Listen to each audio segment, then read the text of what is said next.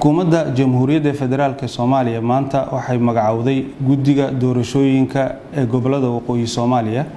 iyadoo la xeerinayo lana tixraacayo heshiiskii madaxda dawladda federaalka ee Soomaaliya madaxda dawladaha xubnaha ka dawladda federaalka ee Soomaaliya xukuumadda uu hogaamiyo ra'iisul wasaare Maxamed Xuseen Roble waxa ka go'an qabashada doorasho lagu qabto xilligeedii sida ku cad barnaamijka xukuumadda Jamhuuriyadda Federaalka Soomaaliya ay horgeysay baarlamaankuna waa ansixiyay magacaabiddu waxay u qoran tahay sida tan magacaabidda guddiga maamulka doorashooyinka xildhibaanada labada aqal ee ka soo jeeda Soomaaliland ra'iisul wasaaraha xukuumadda Jamhuuriyadda Federaalka Soomaaliya markuu arkay qodobka 99aad iyo qodobka 100aad ee dastuurka kumeel gaarka ah ee Jamhuuriyadda Federaalka Soomaaliya markuu arkay habraaca hirgelinta heshiiska siyaasadeed ay si wada jir u gaareen madaxda dawladda federaalka iyo madaxda dawladaha xubnaha ka dawladda federaalka 1 Oktoobar 2020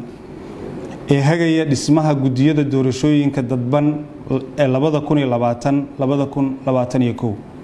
marka uu arkay qodobka 3aad ee habraaca hirgelinta heshiiska siyaasadeed ee ay saxiixeen madaxda dawladda federaalka iyo madaxda dawladaha xubnaha ka dawladda federaalka ee Soomaaliya kaas oo qeexaya in guddiga maamulaya doorashooyinka Somaliland ay soo magacaabayso xukuumadda Jamhuuriyadda Federaalka Soomaaliya markuu la tashaday siyaasiyiinta ka soo jeeda gobolada waqooyi ee Somaliland qodobka 1aad magacaabid ra'iisul wasaaraha xukuumadda Jamhuuriyadda Federaalka Soomaaliya wuxuu magacaabay guddiga maamulaya doorashooyinka xubnaha labada aqal ee ka soo jeeda Somaliland magacyadooduna hoos ku xusan yihiin 1 Khadar Xariir Xuseen 2 Sundus Ibrahim Ali 3 Ahmed Daahir Xasan 4 Maxamed Cabdullaahi Jirde 5 Cabdiraxmaan Cusmaan Aadam 6 Zamzam Maxamed Faarax 7 Najiib Xuseen Samaale 8 Khadar Cabdalle Aadan 9 Saynab Ismaaciil Xasan 10 Ifraax Umar Ducaale 11 Umayma Cabdullaahi Ciise Good qodobka 2aad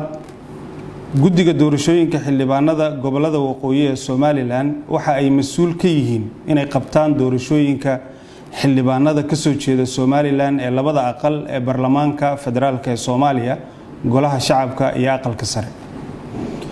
guddigan waxa lagu daray 3 xubnood oo ay soo magacowday xukuumadda Jamhuuriyadda Federaalka Soomaaliya si waafaqsan heshiiskii siyaasadeed ay saxiixeen madaxda dawladda federaalka Soomaaliya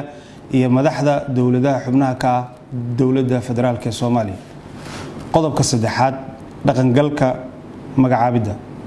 magacaabidani waxay dhaqan galaysaa isla marka uu saxiixo ra'iisul wasaaraha xukuumadda Jamhuuriyadda Federaalka Soomaaliya fulin wacan wabillahi tawfiiq